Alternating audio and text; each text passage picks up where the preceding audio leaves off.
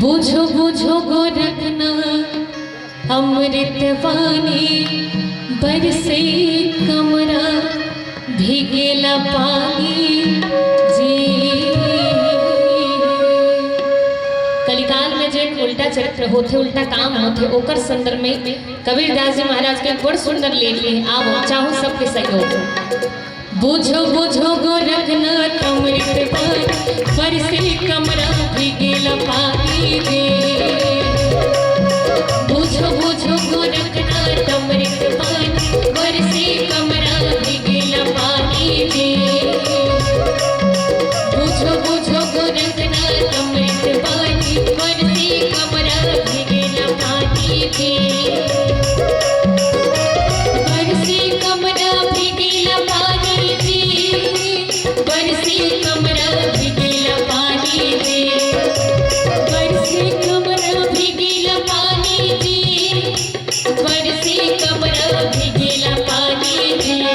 बुझो बुझो बुझो बुझो बुझो बुझो बुझो बुझो बुझो गोरखनाथ अमृत वाणी बरसे कमरा भीगेला पानी जी। बुझो बुझो गोरखनाथ अमृत वाणी बरसे कमरा भीगेला पानी जी।